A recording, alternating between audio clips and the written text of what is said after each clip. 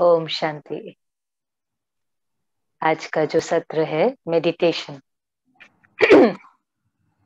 अभी तो मेडिटेशन ऐसा हो गया है कि सब कोई सीखना चाहते हैं।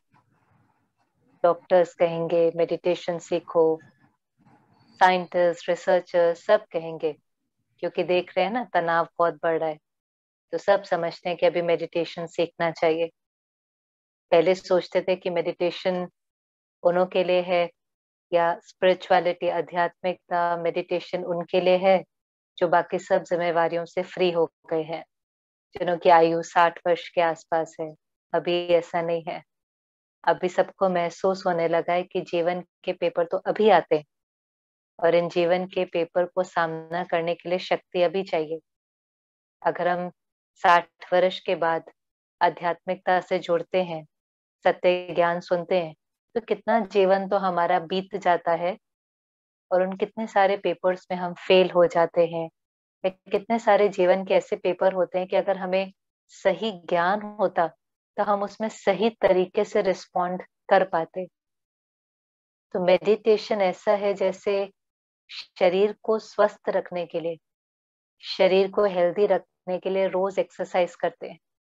एक्सरसाइज हमारे शरीर को फिट करता है। ऐसे मेडिटेशन भी एक प्रकार से मन की एक्सरसाइज ही है।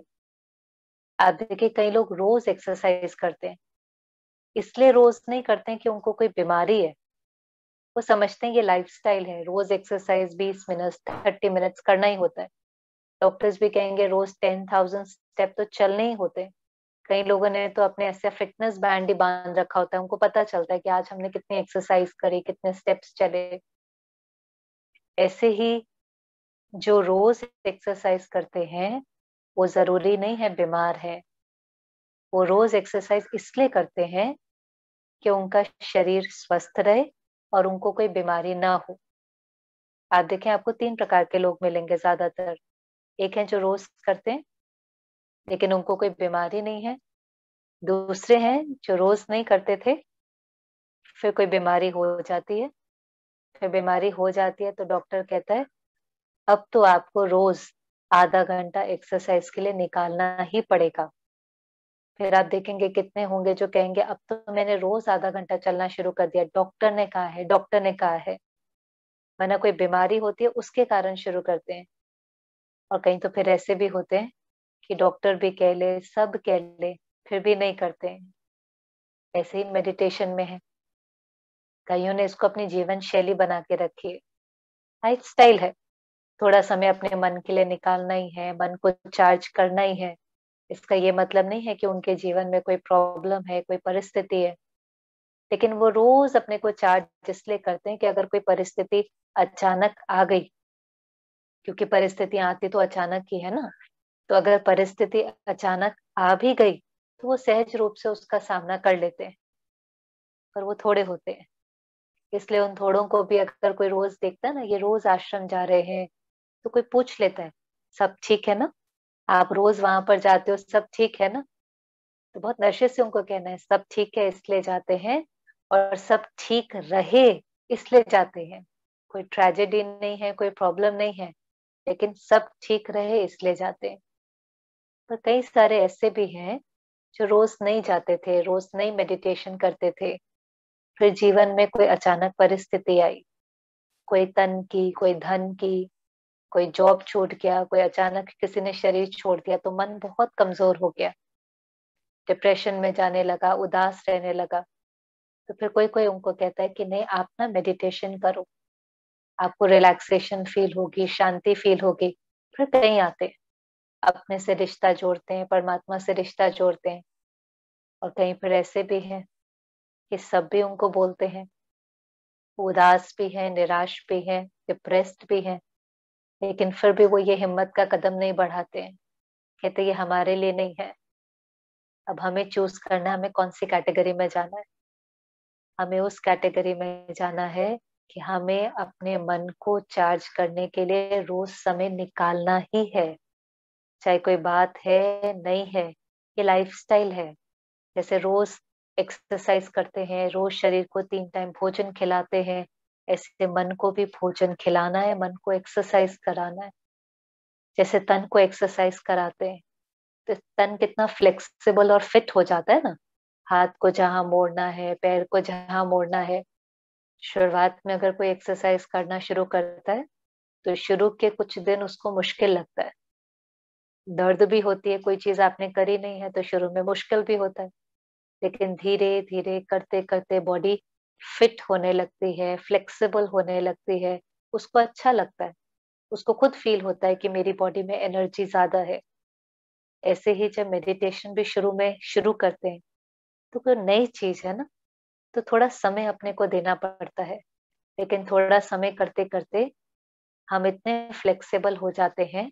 अब वो तन की फ्लेक्सिबिलिटी थी, ये मन की फ्लेक्सिबिलिटी है। मन की फ्लेक्सिबिलिटी किसको कहेंगे? जो सोचना है, जितना सोचना है, हमारे कंट्रोल में। अभी कई लोग कहते हैं संकल्प रुकते ही नहीं है, चलते जाते हैं, फुल स्टॉप लगता ही नहीं है। ओवर थिंकिंग, बहुत ज्यादा सोचना, ये भी तो बीमारी है ना। ये बीमारी है बहुत ज्यादा सोचना, कि हमारा हमारे मन के ऊपर कंट्रोल ही नहीं है, संकल्प रुकते ही नहीं है।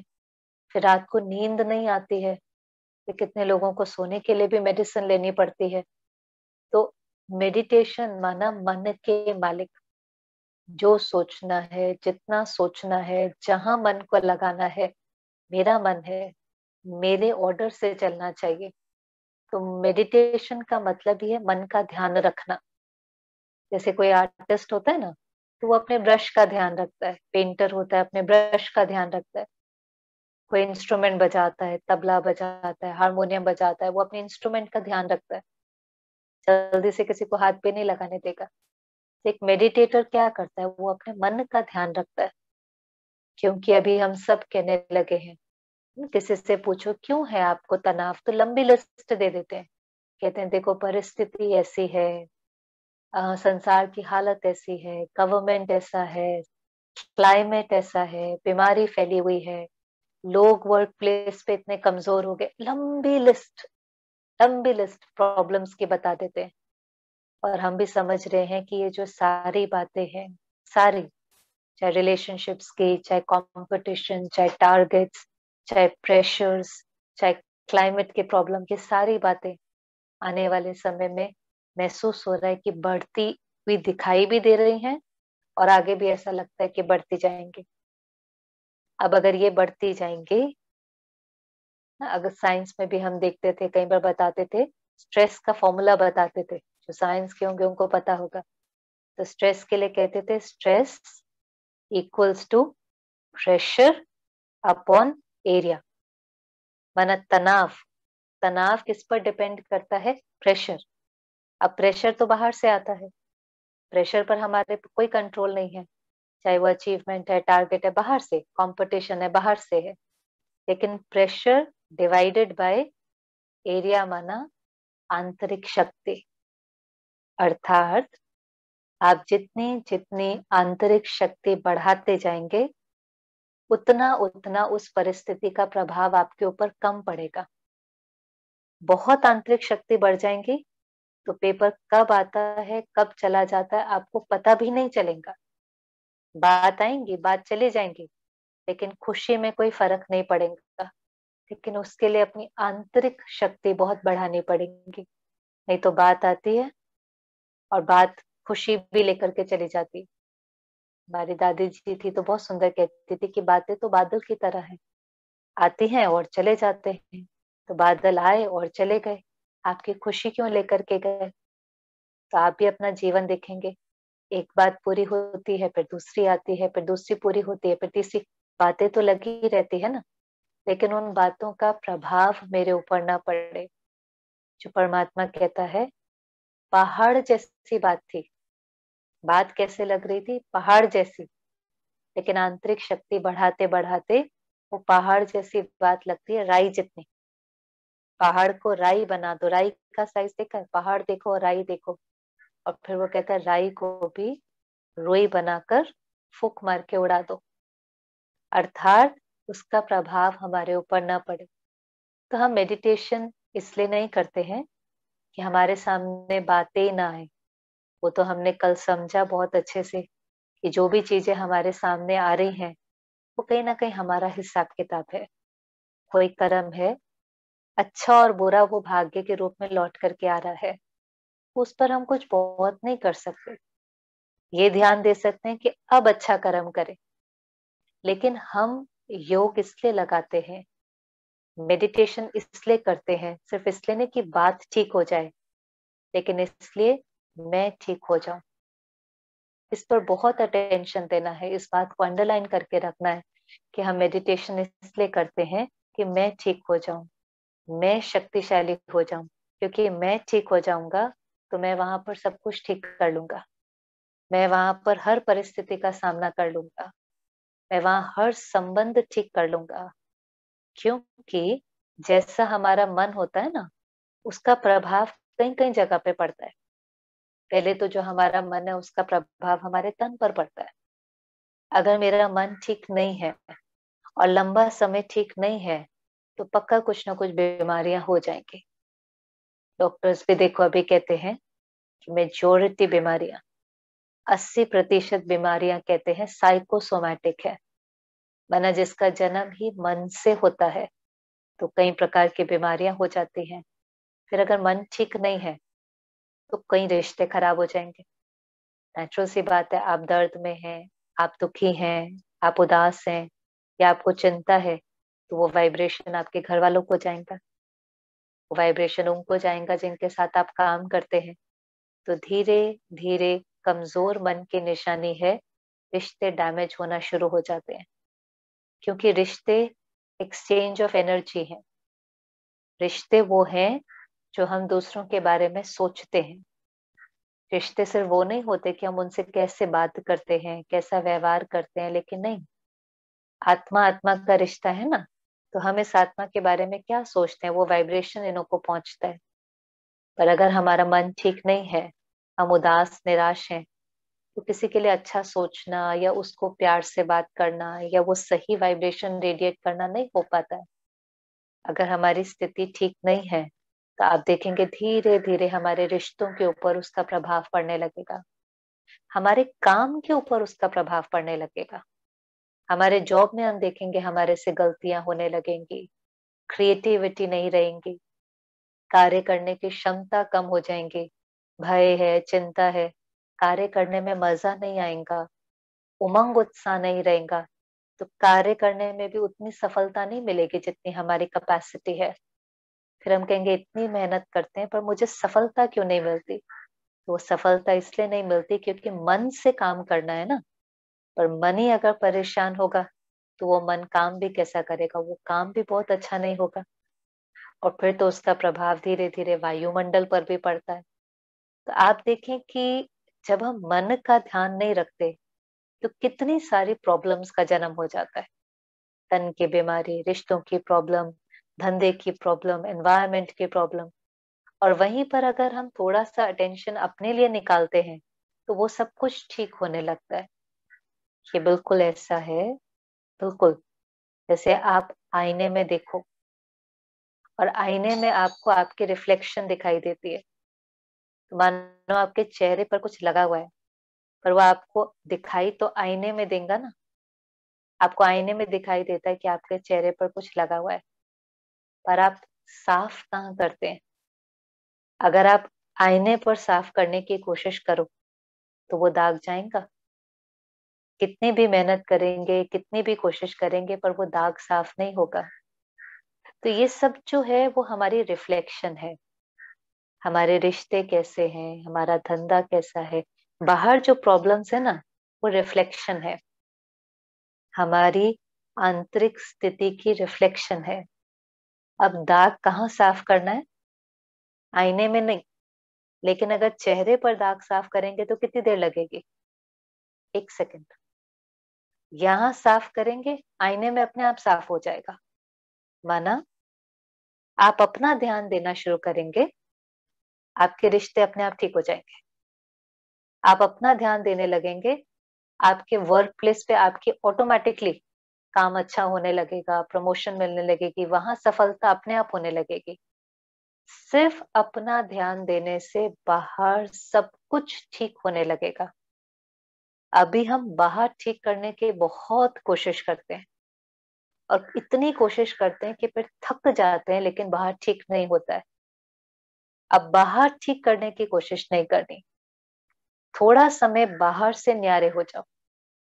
जैसे हम कोई बीज बोते हैं, उससे पेड़ निकलता है, तो हम पानी तो जड़ में देते हैं ना। हम कोई सारे पेड़ को थोड़ी ना पानी देते हैं, हम एक एक पत्ते को थोड़ी ना पानी देते हैं, तो कितना समय लग जाएगा। हम जड़ों को पानी देते हैं, बीज को पानी देते हैं, पत्ते पत्ते तक अपने आप पहुंच जाता है। ऐसे ये एक सीक्रेट है कि अगर मैंने अपने लिए समय निकाला, अपने को चार्ज किया, अपने संस्कारों को परिवर्तन किया, तो मेरा जो ये ट्री है रिश्तों का, जो भी हमने देखा बाहर की जो चीजें हैं, वो अपने आप ठीक होने लग जाएंगी। तो पहली चीज, मेडिटेशन बहुत इम्पोर्टेंट है, और मुझे इसके लिए समय निकालना ही है। ऐसा नहीं हम कह सकते कि समय मिलेगा तो करेंगे, हमें इसके लिए समय निकालना है। आप जब इसके लिए समय निकालेंगे, तो धीरे धीरे आप देखेंगे कि आपके जीवन में समय बहुत बचने लगेगा। जैसे आप देखो, कोई कबर्ड है, आपने बहुत दिन से उसकी सफाई नहीं करी है, उसमें सब अस्त व्यस्त है, तो कोई एक चीज भी उसमें से निकालनी हो, तो उसको ढूंढने में, निकालने में कितना समय लग जाता है ना। एक क्रॉकरी की भी कबर्ड है, आपने बहुत समय से सफाई नहीं करी है, तो एक प्लेट या कप ढूंढने में भी 5-7 मिनट लग जाएंगे। फिर एक दिन आप कहेंगे मैं इसको साफ करूं कि नहीं करूं, तो मन कहेगा अरे इसको साफ करने में तो बहुत समय लगेगा, बहुत मेहनत लगेगी, कौन करेगा इसको साफ। तो अगर हम उसको साफ नहीं करते, तो हर बार हमें 5 मिनट 7 मिनट देने पड़ते हैं, क्योंकि वो चीज को ढूंढने में बहुत मेहनत लगती है। लेकिन अगर आप एक बार समय निकालकर उसको साफ कर लो, उसके बाद आपको कोई भी चीज ढूंढने में मेहनत नहीं लगेगी, समय नहीं लगेगा, 1 सेकंड में वो चीज आपको मिल जाएंगे। ऐसे ही अंदर की सफाई, जब हम अंदर की सफाई नहीं करते, तो हमें बाहर हर कर्म में बहुत टाइम लगता है। डिसीजन नहीं ले पाते, कंफ्यूजन होता है, लोगों से एडवाइस मांगते रहते हैं, समझ में ही नहीं आता सही क्या है, गलत क्या है, मुझे क्या करना चाहिए, इनको क्या करना चाहिए। समय, हर चीज में समय लगता है। वही कर्म जो 5 मिनट में हो सकता है, उसमें 15 मिनट लगता है, क्योंकि मन शक्तिशाली नहीं है। और वहीं जब हम अपने को शक्तिशाली बनाने की मेहनत करना शुरू करते हैं, तो हर चीज में समय कम लगता है, हमारा समय बचने लग जाता है, हमारी एनर्जी इतनी प्योर हो जाती है कि काम अपने आप होने लगता है। यहाँ तक कि परमात्मा कहता है संकल्प से ही कार्य होने लगता है। संकल्प किया और उसको भी सिद्धि प्राप्त हो जाती है। श्रेष्ठ संकल्प किया, सामने वाले को संकल्प पहुंच जाता है, वो अपने आप ही हमारा काम कर देता है। तो उस स्थिति तक हमें पहुंचना है। तो मेडिटेशन का जो पहला स्टेप है, 3 स्टेप में हम इसको देखेंगे। पहला स्टेप है इनवर्ड। इनवर्ड माना अपने साथ एक रिश्ता जोड़ना। हम जिस मेडिटेशन की बात कर रहे हैं, वो है राज योगा मेडिटेशन। राज योगा मेडिटेशन माना राजा बनना। किसका राजा बनना? खुद का, अपने मन का, अपने संकल्पों का, अपनी कर्मेंद्रियों का राजा। राजा की कर्मेंद्रियां उसके अनुसार चलेंगे। वो ऐसे नहीं कह सकता बोलना नहीं था, पता नहीं मुख से कैसे निकल गया, देखना नहीं था, मैंने तो कंप्यूटर खोला था जरूरी काम के लिए, देखो ना कितना आधा 1 घंटा मेरा ये वो देखने में वेस्ट हो गया, है ना। उसकी कर्मेंद्रियां उसके अनुसार नहीं चल रही। मुझे ये सोचना नहीं था, पता नहीं व्यर्थ सोचते सोचते कितना टाइम वेस्ट हो गया। तो राज योगा मेडिटेशन माना राजा बनना। कैसे? योग लगाकर। किससे? योग माना यूनियन। यूनियन माना दो चीजों का आपस में योग है। तो किसका किससे योग है? आत्मा का परमात्मा से योग है। और उससे जो शक्तियां प्राप्त होती हैं, उससे हम राजा बनते हैं अपने कर्मेंद्रियों के। तो आत्मा मतलब पहला रिश्ता किसके साथ जोड़ना है? अपने साथ रिश्ता जोड़ना है। अपने साथ रिश्ता जोड़ना माना अपने को बार बार याद दिलाना कि मैं कौन हूं। आप कितने दिन से ये शब्द भी सुन रहे हैं ना, हम बोलते हैं तो हम कहते हैं ओम शांति। तो ओम शांति का मतलब ही क्या है? ओम माना मैं आत्मा कैसी हूं? शांत स्वरूप। माना दो बातें आ गई इसमें। पहले तो मैं शरीर नहीं हूं, आत्मा हूं। और ये अभी अभी हम सब थोड़ा थोड़ा महसूस भी करते हैं, फील भी करते हैं। आप देखो अगर कोई बहुत बीमार है, उसको हॉस्पिटल लेकर के जाते हैं, तो डॉक्टर कई बार क्या कहता है? मिस्टर सो एंड सो को ऑपरेशन थिएटर में लेकर जाओ, पेशेंट को जल्दी जल्दी ऑपरेशन थिएटर में लेकर जाओ। लेकिन अगर ऑपरेशन सफल नहीं होता, वो वहां पर मर जाता है, तो फिर डॉक्टर क्या कहता है? इसकी बॉडी को बाहर ले जाओ। वोकैबुलरी में चेंज हो जाता ना। आया था तो पेशेंट था, मिस्टर सो एंड सो था, लेकिन जो शरीर को चलाने वाली शक्ति थी, वो जब निकल जाती है तो कहते हैं ना अर्थी। अब इस रथ को चलाने वाला जो रथी था वो निकल गया। अब कहते हैं इस बॉडी को ले जाओ। उसके बाद भी कहेंगे अब इसकी आत्मा को शांति मिले। शरीर को जला देते हैं, कहते हैं इसकी आत्मा को शांति मिले। तो मैं और मेरा, हम रिश्ता किसके साथ जोड़ रहे हैं? अपने साथ, मैं के साथ। ये मेरा शरीर है, मैं शरीर नहीं हूं। क्या कहते हैं हम? ये मेरा हाथ है, मेरा सिर दर्द कर रहा है, मेरा शरीर दर्द कर रहा है। मैं शरीर दर्द कर रहा हूं ये तो कभी नहीं कहते। मैं सिर दर्द कर रहा हूं ये तो कभी नहीं कहते। हम कहते हैं मेरा शरीर, मेरा सिर, मेरी अंगूठी, मेरा। लेकिन मैं इस शरीर का मालिक हूँ, इस शरीर को चलाने वाली शक्ति हूँ।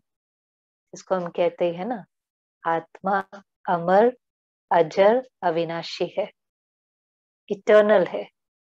कॉस्ट्यूम बदलता रहता है।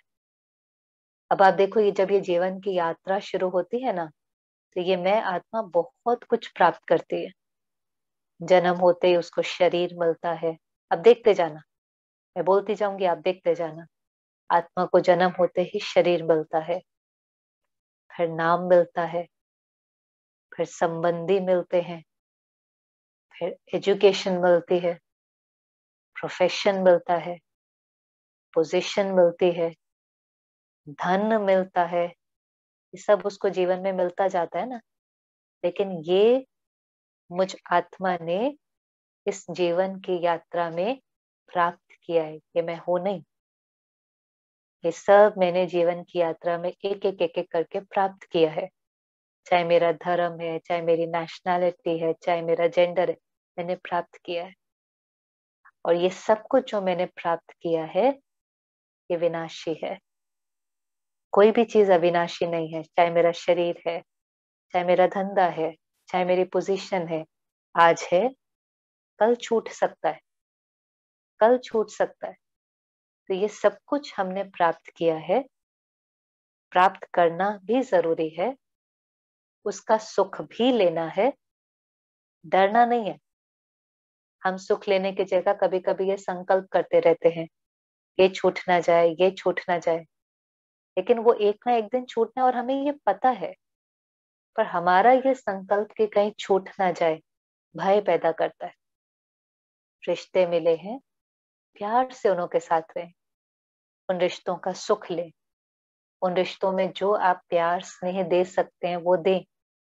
लेकिन हमें ये समझ है कि कोई भी रिश्ता किसी भी दिन छूट सकता है। एक चीज जो अविनाशी है वो है मैं आत्मा, मैं शक्ति, चैतन्य शक्ति। बाकी सब विनाशी है और वो सब मैं नहीं हूं, मैं उससे अलग हूँ। आज एक प्रोफेशन भी है, मानो कोई डॉक्टर है।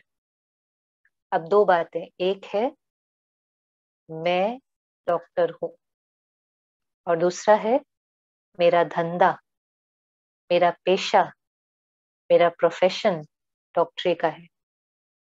अब दोनों बातों में फर्क है कि नहीं? एक है मैं डॉक्टर हूँ, और दूसरा है मेरा धंधा डॉक्टर का है। दोनों में से सुन करके भी राइट कौन सा लगता है? फीलिंग भी अंदर में आती है कि मैं थोड़ी ना डॉक्टर हूँ, मेरा प्रोफेशन डॉक्टरी का है। क्योंकि नहीं तो पता है क्या होगा, अगर मैं सोचूंगा ना मैं डॉक्टर हूँ, और फिर कोई आकर के हमें कहेगा पता है कि डॉक्टर कितने करप्ट हो गए हैं, कितना गलत गलत काम करते हैं, कितना जो भय में लोग आते हैं उनका फायदा उठाते हैं, तो मुझे उस समय पर अगर ये भान नहीं होगा ना कि ये मेरा प्रोफेशन है और ये मेरे प्रोफेशन के बारे में कुछ कह रहा है, और वो मेरे प्रोफेशन के बारे में इसलिए कह रहा है क्योंकि उसका कोई अनुभव है या उसने कोई बात सुनी होगी, तो अगर मुझे याद होगा कि ये मेरे प्रोफेशन के बारे में कह रहा है तो मुझे कुछ दुख नहीं होगा। लेकिन अगर मुझे स्मृति होगी कि मैं डॉक्टर हूँ, तो फिर अगर वो ऐसे ऐसे बोलेगा तो फिर मैं तो बहुत दुख में चला जाऊंगा। मुझे लगेगा ये सब कुछ मेरे बारे में बोल रहा है, ये मुझे कह रहा है कि मैं करप्ट हूँ, मैं लोगों का फायदा उठाता हूँ, ऐसे ऐसे। तो अंतर करना है, बार बार अपने को डिटैच करो। मैं चैतन्य शक्ति हूँ, ये सब कुछ मैंने जीवन में प्राप्त किया है, ये सब कुछ एक दिन छूट सकता है, लेकिन मैं अविनाशी हूँ। इससे जीवन में डर खत्म हो जाता है। ये तो हर चीज का छूटने का जो डर होता है ना, हम जीवन की यात्रा को एंजॉय नहीं करते। कोई भी चीज से हम डरते रहते हैं, ये छूट ना जाए, ये छूट ना जाए, ये छूट ना जाए। तो बहुत सारा हमारा जीवन डर में बीतता है कि ये छूट ना जाए, और एक दिन जब वो छूट जाता है तो फिर हमें दुख अनुभव होता है, क्योंकि वो तो छूटना ही है, उसको तो कुछ हो ही सकता है। तो हमारी जीवन की जो यात्रा है वो या तो डर में बीतती है और नहीं तो दुख में बीतती है। और परमात्मा हमें निर्भय बनाता है। निर्भय, मैं आत्मा हूँ। ये शरीर भी छूट गया तो क्या बड़ी बात है, ये कॉस्ट्यूम छूटेगा जाकर दूसरा मिल जाएगा। कॉस्ट्यूम ही तो चेंज होगा ना, ये कॉस्ट्यूम चेंज होगा दूसरा मिल जाएगा। जॉब अगर छूट गई तो क्या हो गया, जॉब छूटेंगी, थोड़ा समय के लिए धन नहीं आएगा, अपने को बोलो कोई बात नहीं, दूसरी मिल जाएंगे। बहुत शक्तिशाली स्थिति इस स्मृति के साथ कि इसमें से कुछ छूट सकता है, क्योंकि ये विनाशी चीजें हैं। पर मैं तो अविनाशी हूं ना, तो मैं जिसने एक जॉब जिसको मिली थी उसको दूसरी भी मिल जाएंगी। एक दरवाजा बंद होता है तो दूसरा खुल जाता है। हमारे जीवन में आगे बढ़ाने के लिए जो जो सीन हमें चाहिए ना, वो सीन आते हैं, उससे अनुभवी बन करके हमें आगे बढ़ना होता है। तो अपने साथ रिश्ता जोड़ना माना ये स्मृति, मैं आत्मा हूँ, मैं आत्मा हूँ, ये मेरा शरीर है। और फिर मैं केवल आत्मा नहीं हूँ, हमने कहा ओम शांति, माना मैं आत्मा कैसी हूँ, शांत स्वरूप। अब ये बहुत बड़ी बात है जो परमात्मा ने समझाई। हम सब सारा जीवन शांति को बाहर ढूंढते रहते हैं। शुरुआत में दीदी भी कह रहे थे, वो शांति को अनुभव करते हैं मंदिर आदि में जाकर थोड़े समय के लिए, लेकिन अविनाशी और स्थायी नहीं रहती है। अब ये तो सच बात है। कोई मंदिर जाता है, आश्रम जाता है, उसको थोड़े समय के लिए शांति अनुभव होती है, पर आप अपने से पूछो उस मंदिर के अंदर वो शांति का वायुमंडल किसने बनाया? वो मंदिर भी तो ऐसी चार दीवारी है ना, जैसे हमारा घर चार दीवारी है, ऐसे मंदिर भी चार दीवारी है। किसी भी स्थान का वायुमंडल कैसे बनता है? मंदिर को एक मिनट स्मृति में लाओ तो वायुमंडल के अंदर वो शांति महसूस होती है। हॉस्पिटल पहुंच जाओ, वहां के वायुमंडल में भय, चिंता, दर्द, तनाव, ये महसूस होता है वहां के वायुमंडल में। किसी होटल या मॉल में पहुंच जाओ, उमंग, उत्साह, खुशी उस वायुमंडल में महसूस होता है। अब ये वायुमंडल कैसे बनता है? दीवारें तो वायुमंडल नहीं बनाती हैं। वायुमंडल बनता है हमारे वाइब्रेशन से। जो जो मंदिर जाते हैं वो मंदिर पहुंचते ही कहते हैं ये भगवान का स्थान है, और हमें हर एक के लिए अच्छा सोचना है। यहाँ गलत सोचा तो पाप कर्म हो जाएगा, तो हम अपने को परमिशन नहीं देते हैं। हम एक एक वहां पर जाते हैं, भगवान को याद करते हैं, मीठी मीठी बातें करते हैं, मंत्र जपते हैं, प्रेयर बोलते हैं, ऐसे शब्दों का वर्णन मनन करते हैं, हाई एनर्जी शब्द, जिससे उस वाइब्रेशन के अंदर, उससे जो वाइब्रेशन निकलता है वो वायुमंडल शक्तिशाली हो जाता है। हॉस्पिटल में हर एक कैसे संकल्प करता है, पता नहीं ये ठीक होगा नहीं ठीक होगा, डॉक्टर ठीक ट्रीटमेंट दे रहा है नहीं दे रहा है, मैं जो इलाज की फीस है वो भर पाऊंगा कि नहीं, बहुत प्रकार के संकल्प जो भय के होते हैं, चिंता के होते हैं, तनाव के होते हैं। तो उससे आप देखें हॉस्पिटल के वायुमंडल में वो वाइब्रेशन फील होता है। आप बीमार नहीं हैं, आप केवल किसी से मिलने जाते हैं तो भी आपको वो वायुमंडल का वाइब्रेशन महसूस होता है। तो ये वायुमंडल क्यों अलग अलग है? क्योंकि वहां की जो आत्माएं हैं वो जैसा सोचती हैं वैसा वाइब्रेशन निकलता है, उससे वो वायुमंडल बनता है। ऐसे ही अब हमारा घर भी तो मंदिर की तरह ही है ना, चार दीवारी तो है ना। देखो, एक होता है घर में मंदिर बनाना, दूसरा होता है घर को मंदिर बनाना। अब घर को मंदिर कैसे बनाएंगे? अपने को याद दिलाना है कि इस घर में हम जो 3-4 लोग हैं वो गलत नहीं सोच सकते। हमारा हर थॉट वाइब्रेशन रेडिएट करता है, जिससे मेरे घर का वायुमंडल बनता है। एक भी अगर घर में ठीक नहीं सोचता है, उदास है, परेशान है, निराश है, आप देखेंगे उसका प्रभाव सारे वायुमंडल पे पड़ने लग जाता है। तो घर का वायुमंडल बनाने में क्या है? अपने को कहना है कि नहीं, मुझे गलत सोचना ही नहीं, हमें शांति चाहिए नहीं है, हम शांत स्वरूप हैं, लेकिन अब हमें हर कर्म शांति से करना है। परमात्मा ने बताया ये जो आत्मा है इसके ओरिजिनल संस्कार शांति, शक्ति, प्रेम, आनंद, खुशी, ज्ञान, पवित्रता है। जिन चीजों को हम बाहर ढूंढ रहे हैं, जिसको खोज रहे हैं, जिसके लिए भटक रहे हैं, वो बाहर नहीं है। इसलिए भक्ति में कई बार कहते थे ना, सतो गुणी आत्मा, है ना, ये आत्मा सतो गुण 7 गुण से बनी है। पर हमने ध्यान नहीं दिया। जैसे ये साड़ी वाइट है, हम ध्यान नहीं दें तो कर्म करते करते क्या होगा, इसके ऊपर दाग लग जाएंगे। अब दाग लग जाएंगे तो वो दाग कोई परमानेंट तो नहीं है, हमें पता है वो टेम्पररी। हमें पता है कि ये जो साड़ी है ओरिजिनली वाइट है, तो हम घिसेंगे तो वो दाग निकल जाएंगे। किसी और हर एक के दाग भी अलग होंगे, किसी पे तेल का, मिट्टी का, ग्रीस का, कोई ना कोई, पर हमें पता है ये दाग टेम्पररी है। ऐसे आत्मा भी एक यात्रा पर थी, जीवन की यात्रा पर, उसने ध्यान नहीं दिया।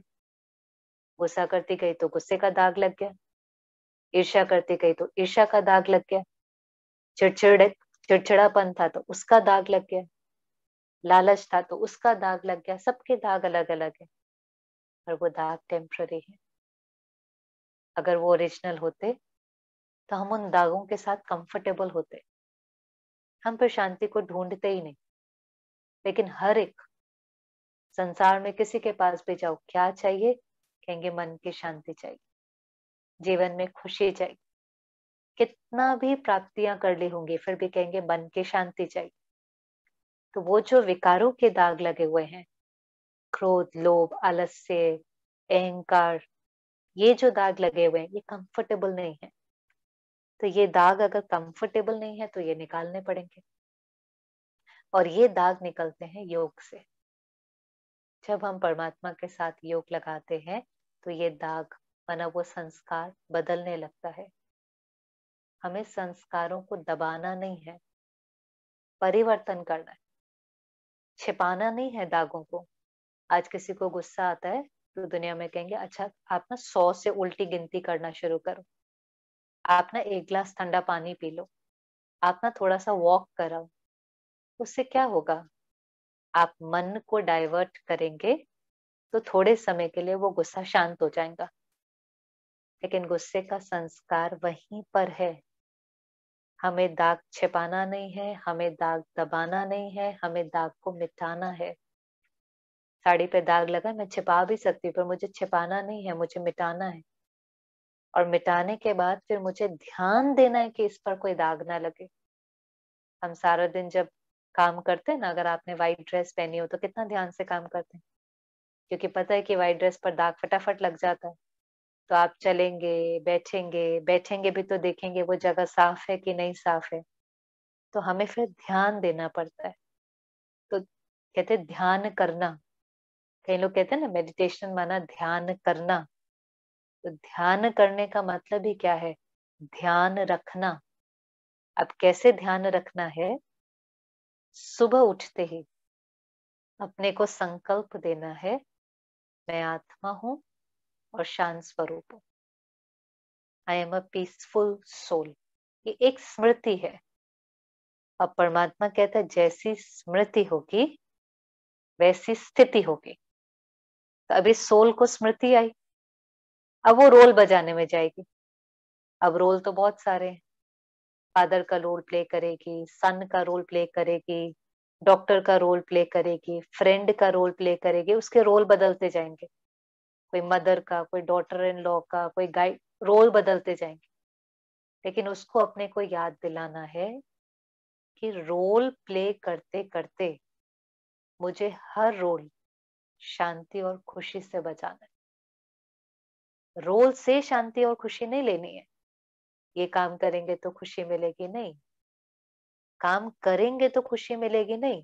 खुशी से काम करना है, खुशी से खाना बनाना है। ये नहीं खाना बनाएंगे फिर कोई खाएगा, फिर कोई कहेगा बहुत अच्छा बना है, फिर हमें खुशी मिलेगी। उल्टा नहीं चलना है, कॉम्प्लिकेट नहीं करना है।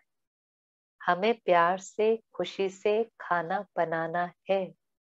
फिर किसी को पसंद आएगा, किसी को नहीं पसंद आएगा, इट इज ओके। हमारी मन की स्थिति किसी पर भी डिपेंडेंट नहीं है। बच्चों को उठाना है शांति से, तैयार करना है शांति से, खाना बनाना है शांति से, काम करना है शांति से। तो रोल बजाते जाएं, लेकिन सारे रोल प्ले करते करते ये स्मृति रहे कि ये कर्म मुझे अपनी ओरिजिनल स्थिति में रहकर करना है।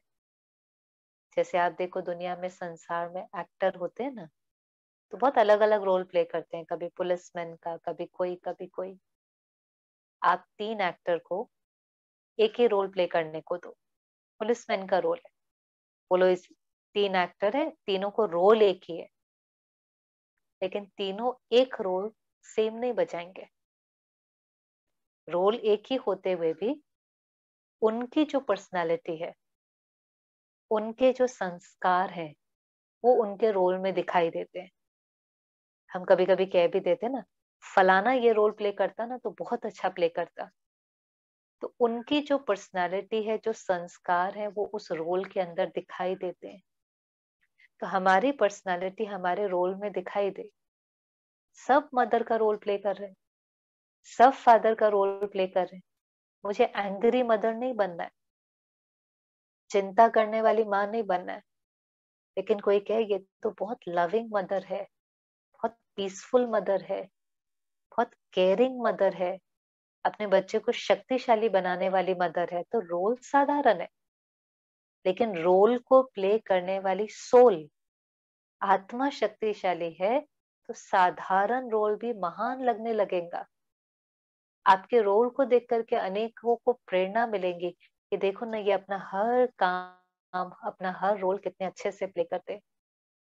तो ये रिश्ता हमें अपने साथ जोड़ना है कि बीच बीच में रुक करके देखना है कि मैं अपना रोल ठीक रीति से प्ले कर रहा हूँ। तो परमात्मा हमें एक ड्रिल सिखाता है जिसको कहते हैं ट्रैफिक कंट्रोल ऑफ माइंड। अब ट्रैफिक कंट्रोल ऑफ माइंड क्या होता है? आप देखो सड़क पर अगर बहुत ट्रैफिक हो जाता है ना, बहुत ज्यादा, तो ट्रैफिक पुलिस चारों तरफ के ट्रैफिक को रोक देती है। फिर धीरे धीरे इशारा करती है, आप इधर से जाओ, इधर से जाओ, एक बार सारा रोक देती है। ऐसे कभी कभी मन में संकल्पों का बहुत ट्रैफिक हो जाता है। सुबह कोई बात आई थी, उसका चिंतन करने लगे। चिंतन करते करते मन इतना भारी हो जाता है, रात तक तो बैटरी डिस्चार्ज। तो जैसे वो सारा ट्रैफिक रोक देती है ना ट्रैफिक पुलिस, ऐसे थोड़े समय के लिए हर घंटे में 1 मिनट निकालना है। जैसे हम टी ब्रेक लेते हैं, कॉफी ब्रेक लेते हैं, ये स्पिरिचुअल ब्रेक है। स्पिरिट, आत्मा के लिए ब्रेक है। तो ब्रेक लिया, सब कामों से डिटैच हुए, थोड़ा सा अंदर झांक करके देखा मन की स्थिति कैसी है। अच्छा, आपको लगता है कि मेरे से मन थोड़ा ठीक नहीं है, मैंने किसी से थोड़े से रूडली बात कर ली थी, या किसी ने मेरे से ठीक से बात नहीं करी थी, उसका चिंतन चल रहा है। स्टॉप, बात हो गई, फुल स्टॉप। मैं आगे से ध्यान दूंगा। हाँ, मुझे ऐसे बात नहीं करनी चाहिए थी, मैं आगे से प्यार से बात करूंगा। हाँ, उन्होंने मेरे से ठीक से बात नहीं करी, पर अब मैं उसका चिंतन नहीं करूंगा, क्योंकि इससे मेरी बैटरी डिस्चार्ज होती है। हो सकता है उनका मूड ठीक नहीं होगा। अपने से बात करनी है, सेल्फ काउंसलिंग करनी है।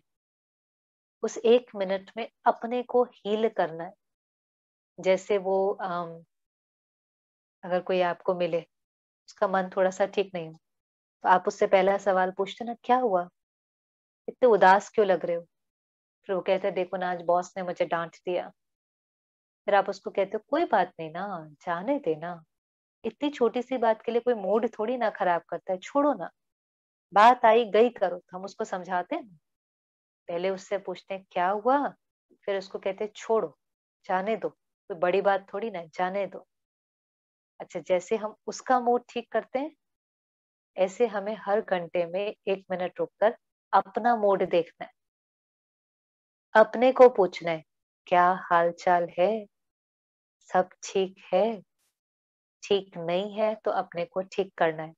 ये मेहनत करनी है, ये एक्सरसाइज करनी है। थोड़ा समय करेंगे अपने को ठीक, फिर नेचुरली ठीक रहने की आदत पड़ जाएंगी। हम अपने साथ समय बिताते नहीं हैं, अपने को ठीक करते नहीं हैं, तो कहते हैं मन हमारा डिस्टर्ब रहता है। मन एक बच्चे की तरह है, आप उसको प्यार नहीं देंगे, आप उसको डिसिप्लिन नहीं करेंगे, आप उसको गाइड नहीं करेंगे, तो वो अपनी मन मर्जी तो करेगा ना। तो इस मन को बहुत प्यार से समझाना, ये समझता है मेरा मन है, मेरी बात नहीं सुनेगा तो और किसकी सुनेगा। लेकिन कभी बैठ करके इससे बात की है? जैसे हम और लोगों से बात करते हैं, ऐसे अपने मन से बात करने के लिए समय निकालना है। और हर घंटे 2 घंटे में 1 मिनट सब तरफ से डिटैच होकर, बस ये मी टाइम है।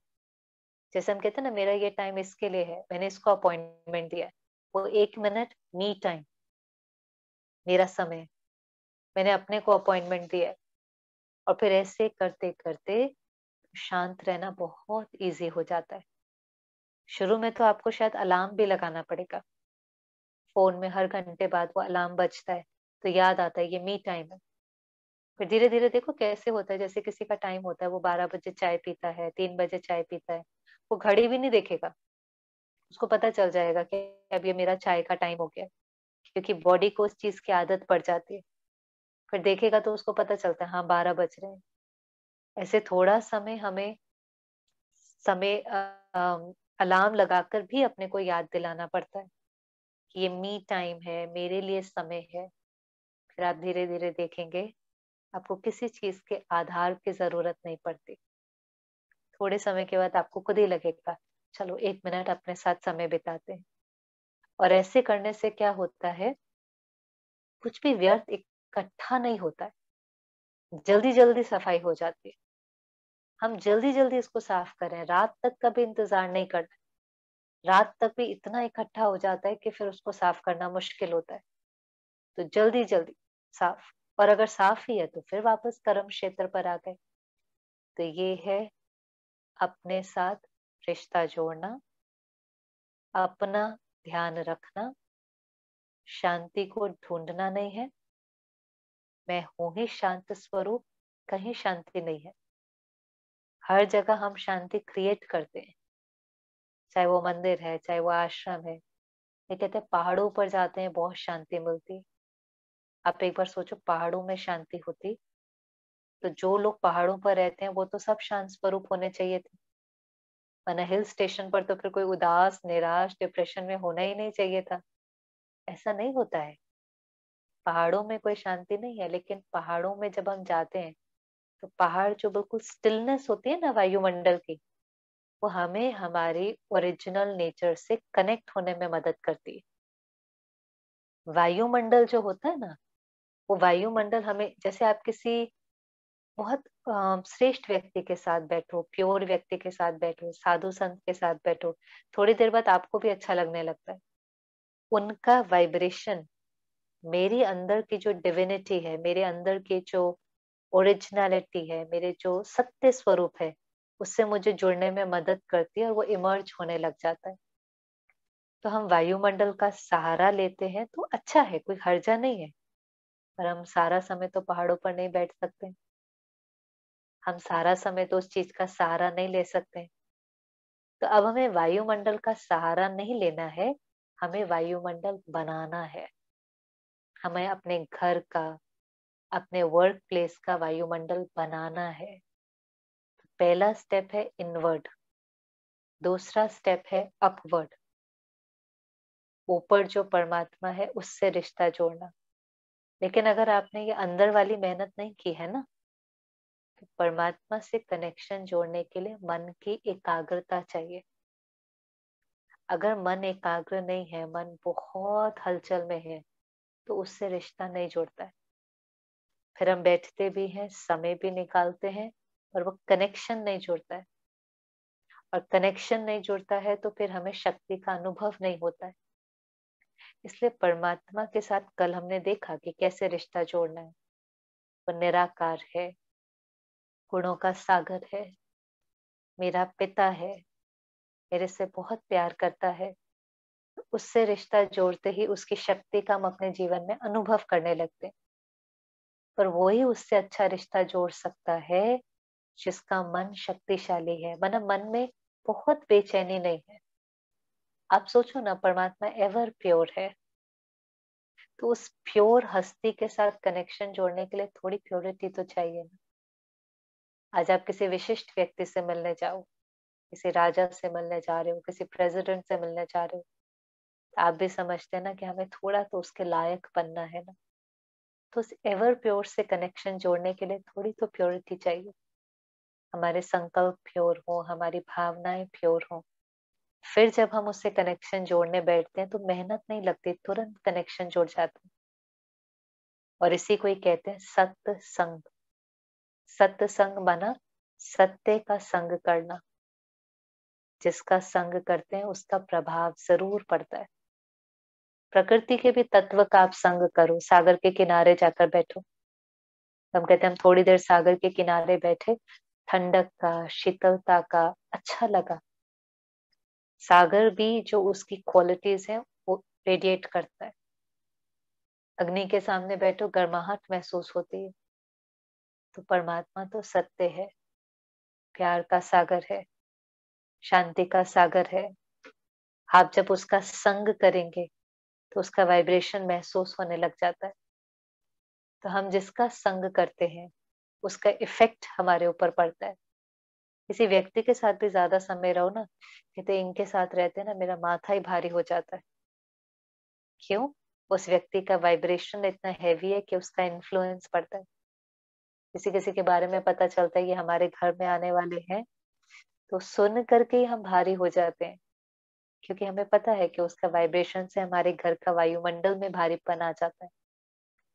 लेकिन परमात्मा की स्मृति भी, केवल स्मृति भी हमें हल्का कर देती है, बेफिक्र बना देती है, निश्चिंत बना देती है। आप इमेजिन करो कि एक यात्रा, छोटा बच्चा है, अनाथ है, तो उसके जीवन की यात्रा कैसी होती है? हर छोटे काम में उसको कितनी मुश्किल होती है। और वहीं पर अगर उसके माता पिता हैं तो उसके जीवन की यात्रा कितनी सहज हो जाती है। आज वो आ, एक बच्चा है, अपने माता पिता का हाथ पकड़ के ट्रेन की यात्रा पर जा रहा है, तो कितना निश्चिंत होता है। इधर उधर देखते हुए, एंजॉय करते हुए, मजे से, मस्ती से जाता है।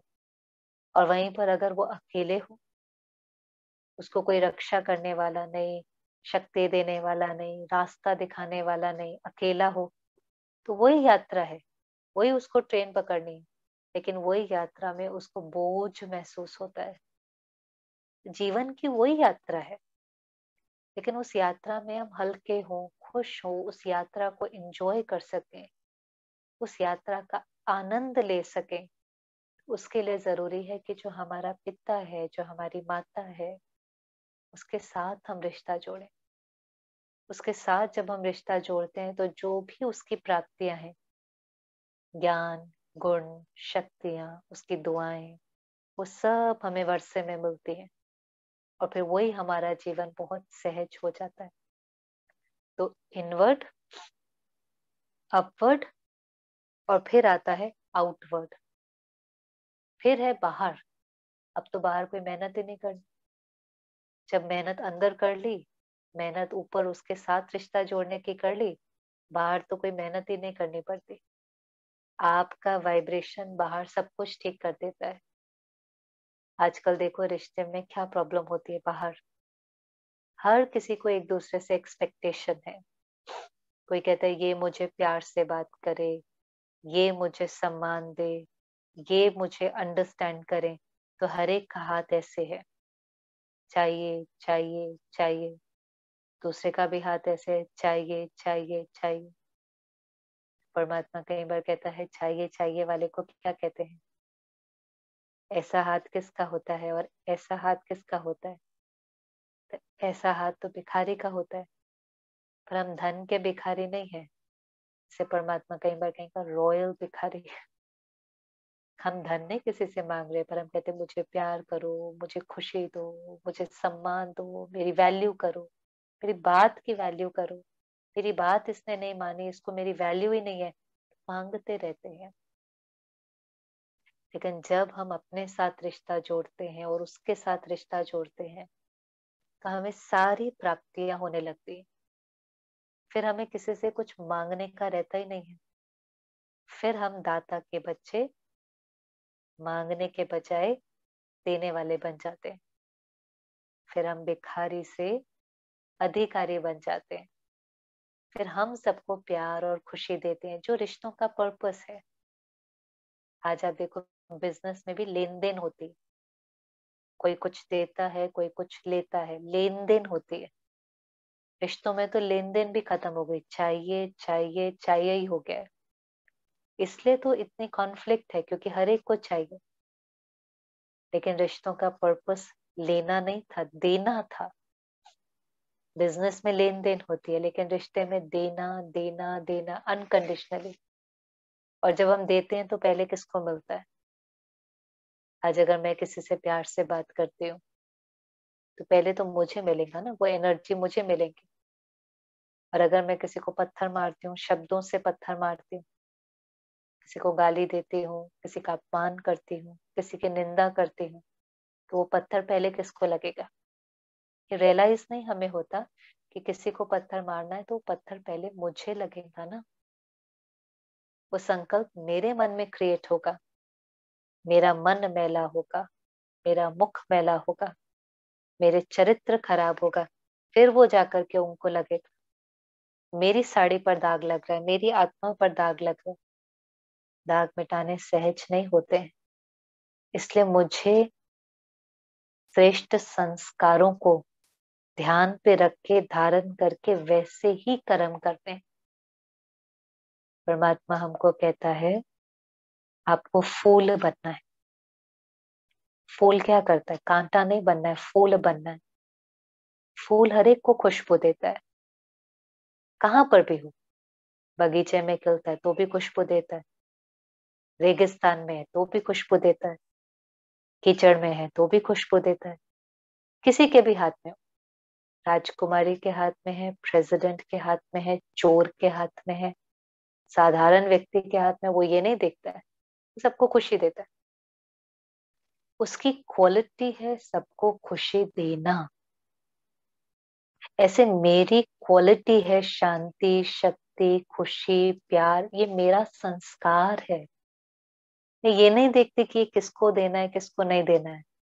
ये डिपेंड नहीं करता कि कौन मेरे से बात करता है, क्या परिस्थिति थी, कैसा स्थान था, नहीं। ये मेरा संस्कार है। इन संस्कारों के अनुसार कर्म करने से मुझे सुख मिलता है। मेरे कर्म ठीक होते हैं तो मेरा भाग्य श्रेष्ठ बनता है, मेरा मन शांत रहता है। मैं अपनी शांति को कॉम्प्रोमाइज करके आपको नहीं डांट सकती। आपको डांटूं कि आप काम करो, उसमें मेरी शांति चली जाए, क्या फायदा हुआ? वैसे भी नेगेटिव एनर्जी से कभी पॉजिटिव काम नहीं हो सकता। डर से कोई कर देगा लेकिन वो रिश्ता खराब हो जाएगा। तो मुझे मेरे संस्कारों को छोड़ना नहीं है। मुझे खुशबूदार परमात्मा के बगीचे का खुशबूदार फूल बनना है, क्योंकि इसमें मेरा फायदा है। औरों के लिए नहीं, औरों के लिए नहीं, अपने लिए। क्योंकि मैंने अपने संस्कार छोड़े तो वो बदबू, वो विकारों की बदबू पहले मुझे दुख देंगी, मेरा नुकसान करेंगी, मेरा तन खराब करेंगी, मेरे रिश्ते खराब करेंगी। मैं क्यों अपने को नुकसान दूं? तो मुझे राजयोग के अभ्यास से अपने को शक्तिशाली बनाना है, परमात्मा से रिश्ता जोड़कर परमात्मा की शक्ति को अनुभव करना है। और जब हम ये करेंगे तो आप देखेंगे कि हमारा बाहर का संसार ऑटोमेटिकली बहुत श्रेष्ठ हो जाएगा। ओम शांति। अभी दीदी अगर कोई प्रश्न है तो ले सकते हैं, नहीं तो फिर थोड़ा समय मेडिटेशन करेंगे। उसके बाद पार्वती दीदी भी हमसे मिलेंगी। कुछ आप पूछना चाहते हैं तो पूछ सकते हैं। बहन जी बहुत बहुत धन्यवाद। बहुत अच्छी तरीके से, अच्छी ढंग से आपने सभी को बहुत अच्छी रीति से समझाया। सभी की तरफ से बहुत बहुत थैंक्स करती हूँ। 2 प्रश्न अभी तक आया है। ये पहला प्रश्न है, निरंतर याद कैसे रहे? ये प्रश्न है बहन जी। निरंतर याद रखने के लिए थोड़ी मेहनत करनी पड़ेगी। कोई भी चीज निरंतर हो तो प्रैक्टिस करते जाएंगे तो वो नेचुरली हो जाएंगे। तो आप, जैसे हम गाड़ी चलाना सीखते हैं, तो गाड़ी चलाने में कहीं कहते हैं आपको 15 घंटे लगेंगे, लेकिन वो 15 घंटे हम हर दिन 1 घंटा देते हैं ना। हम एक ही दिन में 15 घंटे नहीं सीखते हैं। 15 घंटे हैं, लेकिन हर दिन 1-1 घंटा करके 15 दिन में गाड़ी चलानी आती है। ऐसे निरंतर याद कोई ऐसा फॉर्मूला नहीं है, एक दिन याद में बैठे और निरंतर हो गई। लेकिन हर दिन जब हम अपना ध्यान देंगे, हर दिन हम परमात्मा की श्रीमत पर चलेंगे, उसको याद करने की मेहनत करेंगे, तो धीरे धीरे जब हमारी अटैचमेंट खत्म हो जाएंगी, जब हमारा कहीं लगाव नहीं होगा, कहीं झुकाव नहीं होगा, किसी परिस्थिति का हमारे ऊपर प्रभाव नहीं पड़ेगा, अंदर में कोई विकार नहीं होगा, दिव्य गुणों की धारणा हो जाएंगी, मन साफ होगा, आत्मा शक्तिशाली होंगी, तो निरंतर याद हो ही जाएंगी।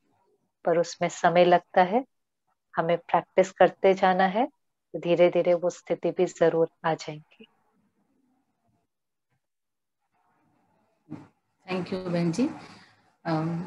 मैं समझती हूँ जिसने प्रश्न पूछा है उनको समझ में आ गया होगा। अभी दूसरा प्रश्न है बहन जी, ऐसा है 2 दिन से बच्चे लोग प्रश्न पूछ रहे हैं। उनका ये कहना है कि पढ़ाई में हम कैसे खुद को कंसंट्रेट करें, बच्चों का प्रश्न है। कंसंट्रेशन चाहे पढ़ाई में है, कोई धंधा करता है उसमें चाहिए, योग लगाते हैं उसमें एकाग्रता चाहिए। एकाग्रता किसको कहते हैं? जब मन और बुद्धि साथ में काम करते हैं। तो मन संकल्प करता है और बुद्धि उस चीज को देखती जाती है, उसको कहेंगे एकाग्रता। मानो जैसे हमने अभी संकल्प किया घर, तो बुद्धि उस घर को देखती है। मन ने संकल्प किया एप्पल, तो बुद्धि एप्पल का चित्र निर्माण करती है। अब कभी कभी क्या होता है, हम पढ़ रहे होते हैं पर हमारा मन जो है वो किताब में लाइन पढ़ रहा होता है, पर बुद्धि कुछ और ही चित्र देख रही होती है। वो बुद्धि उस चित्र का निर्माण ही नहीं करती है। अब ये इसलिए होता है क्योंकि बुद्धि में बहुत व्यर्थ की बातें भरी हुई है। अगर हम बहुत कुछ और इंफॉर्मेशन, जैसे कई बच्चे होंगे ना, पढ़ते पढ़ते कहेंगे मैं थोड़े समय के लिए ब्रेक ले लेता हूँ, और वो ब्रेक लेने में ज्यादातर क्या करते हैं, सोचते हैं 5 मिनट टीवी देख लेता हूँ। अब 5 मिनट भी हमने टीवी देखा तो क्या होता है, हमारा बुद्धि, मन बुद्धि चित्रों की भाषा समझता है। तो टीवी में भी अगर आप देखेंगे तो कोई भी चीज है वो चित्र के रूप में आती है। तो लोग पहले कहते थे कि हमारा मन इतना शक्तिशाली होता था कि टीवी में कोई चित्र आया तो 7 सेकंड तक हम उस पर कॉन्सेंट्रेट कर पाते थे। फिर मन कमजोर हुआ तो 5 सेकंड, फिर और कमजोर हुआ तो 3 सेकंड। अब अगर आप देखेंगे तो एक एक सेकंड में चित्र बदलता है। कोई एडवर्टाइजमेंट होगी, कोई फिल्म होगी, क्योंकि अगर ज्यादा समय तक वो चित्र रहे ना तो लोग चैनल बदल देंगे। तो हम 5 मिनट टीवी देखते हैं तो हम कितने चित्र अपने अंदर भर लेते हैं। कितने चित्र आप कैलकुलेट करके देखिए, अब इतने चित्र हमने अंदर भर लिए, इमेजेस। अब हम पढ़ने बैठते हैं तो हमारी बुद्धि ने जो ये सारे चित्र भरे हैं वो उसको प्रोसेस करने लग जाती है। इधर हम किताब की लाइन पढ़ रहे हैं, मन पढ़ता जाता है, लेकिन बुद्धि कुछ कुछ कुछ कुछ और देखती जाती है। तो अगर हमें किसी चीज में कंसंट्रेट करना है तो हमें बुद्धि को साफ रखना है। बुद्धि को साफ रखना माना आप जो इंफॉर्मेशन बाहर से लेते हैं पहले तो वो कम ले। ये जो होता है हमें ये भी पता हो, ये भी पता हो, वो भी पता हो, सब कुछ पता हो, तो इतना हम अंदर में इंफॉर्मेशन ले लें तो उसको फिर मन बुद्धि को प्रोसेस करना पड़ता है। तो अगर वो उसको प्रोसेस नहीं किया है तो जैसे ही आप पढ़ने बैठेंगे, योग करने बैठेंगे, तो वो सारे चित्र ऊपर आने लग जाते हैं। तो अगर हमें ब्रेक लेना भी है तो हम कुछ हल्का म्यूजिक सुने, जरा सा वॉक करें, लेकिन कुछ भी ऐसा नहीं करें जो और हलचल क्रिएट हो। तो यही एकाग्रता का मतलब है कि बुद्धि जितनी साफ होगी, मन जितना शक्तिशाली होगा, उतना हम अपनी पढ़ाई में या किसी भी चीज में एकाग्र कर पाएंगे। और कुछ भी शुरू करने से पहले, आप खाना बनाने से पहले, पढ़ाई पढ़ने से पहले, कोई ऑपरेशन करने से पहले 1 मिनट साइलेंस में बैठे। उस साइलेंस में अपने मन को बिल्कुल शांत करके, परमात्मा का आह्वान करके, उस शांति के सागर के साथ 1 मिनट बैठे, तो आपका मन शांत हो जाएगा। वो हमारे लिए पढ़ नहीं सकता, वो हमें पास नहीं करा सकता। हम परमात्मा को कहें मुझे पास करा दो, पास करा दो, जो हमने पढ़ा है उस अनुसार ही हम एग्जाम देंगे। लेकिन शांति के सागर के साथ अगर हम एक एक मिनट बैठते हैं तो हमारा मन शांत होता है। तो फिर शांत मन बहुत अच्छा पढ़ पाता है, शांत मन बहुत अच्छा एग्जाम दे पाता है, शांत मन से गलतियां नहीं होती हैं। तो हम जितना अपने मन को शांत रखेंगे उतना हम बहुत अच्छे से परफॉर्म कर सकते हैं। थैंक यू बहन जी, मैं समझती हूँ। प्रश्न अभी भी वो प्रश्न आ रहा था, पढ़ाई में कंसंट्रेट कैसे करें। तो जिसने पूछा है तो जरूर अभी जैसे बहन जी ने क्लियरली समझाया, मैं समझती हूँ जरूर समझ गए होंगे। बहन जी और एक प्रश्न है, एक भाई ने प्रश्न पूछा है कि अमृत वेले कैसे हर रोज टाइम पर उठेंगे और अमृत वेले सक्सेस कैसे होगा, अमृत वाला का योग, उसका थोड़ा तरीका होता अभी मैं समझती हूँ टाइम हो रहा है। तो ये प्रश्न तो जो सेंटर की बहनें हैं आप उनसे जुड़ करके पूछें, वो जरूर बताएंगे कि कैसे हम उस समय उठ सकें, कैसे वो हमारा योग लगेगा। मैं समझती ये जरूर किसी ऐसे का प्रश्न है जो ज्ञान में चलता है। तो वो जरूर जो सेंटर की संपर्क की बहनें उनसे जुड़ करके दीदी आपके प्रश्नों का उत्तर देंगे। अभी हम 5 मिनट अच्छा मेडिटेशन करते हैं।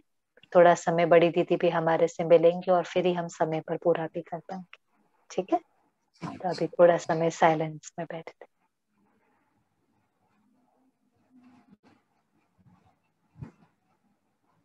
अभी कुछ पलों के लिए मन बुद्धि को बिल्कुल डिटैच करें।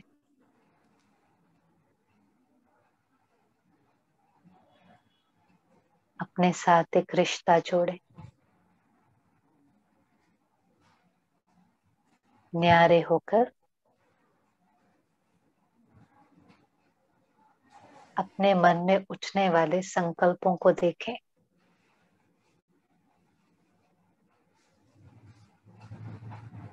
जज नहीं करें, लेकिन न्यारे होकर देखें।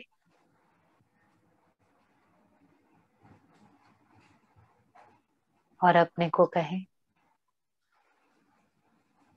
मैं अपने मन की मालिक हूं। मेरा मन मंदिर की तरह है।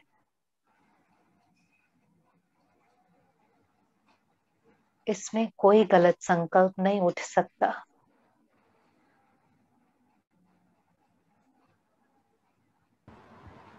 इसमें उठने वाला हर संकल्प श्रेष्ठ और शक्तिशाली होगा। अपने मन को बहुत प्यार से डिसिप्लिन करें।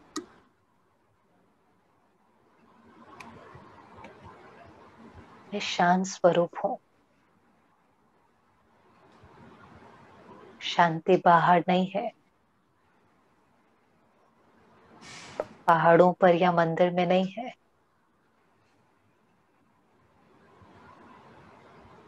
वो वायुमंडल भी मैंने ही बनाया है, अपने संकल्पों से बनाया है।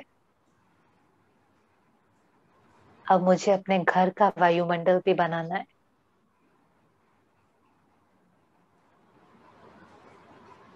सारे रोल प्ले करने, सारी जिम्मेवारी निभानी है,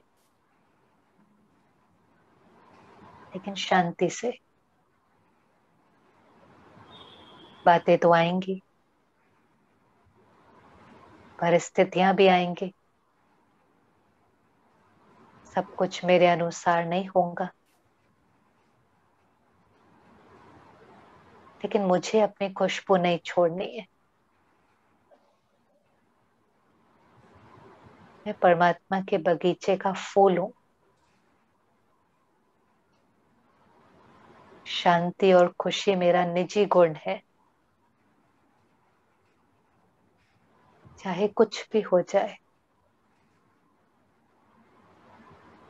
मुझे अपने ओरिजिनल संस्कारों की स्मृति में रहकर हर कर्म करना है। देखें अपने आप को हर कर्म करते हुए।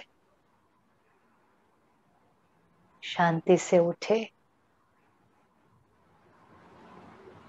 घर में सारा काम प्यार से किया,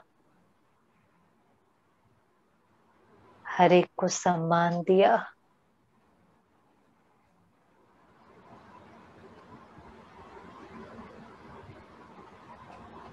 और ऐसी स्थिति में परमात्मा को याद करना बहुत सहज है। परमात्मा जो मेरा है, मेरे लिए आया है, मुझे पढ़ाता है, गुणों और शक्तियों से मेरा श्रृंगार करता है, उसका धन्यवाद करें।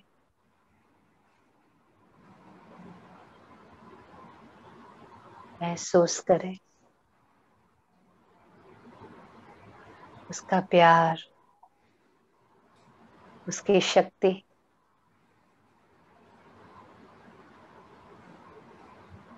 मैं सदा उसकी छत्र छाया में हूं।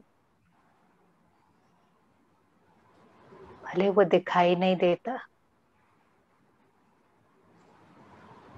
लेकिन जैसे मेरे आसपास है, मैं और वो जैसे कंबाइंड है। भगवान हमारा साथी है,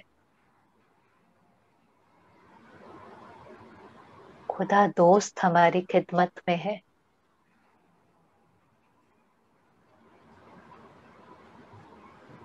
उसकी दुआओं का हाथ हमारे सिर पर है।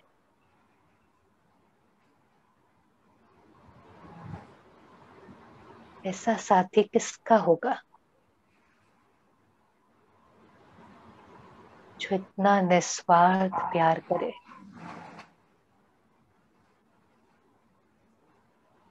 जो सिर्फ देता है और देता चला जाता है।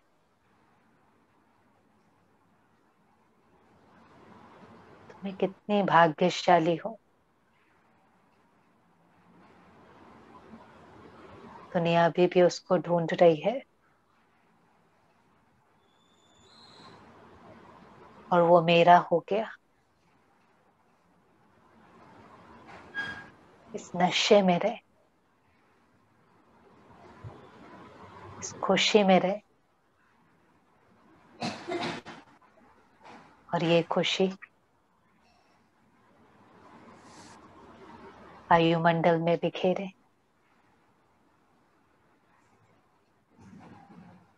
मेरा वाइब्रेशन संसार की हर आत्मा को शक्ति प्रदान कर रहा है, उनमें ताकत भर रहा है।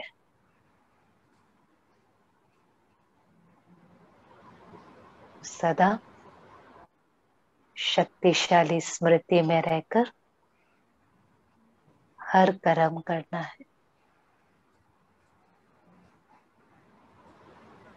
ओम शांति।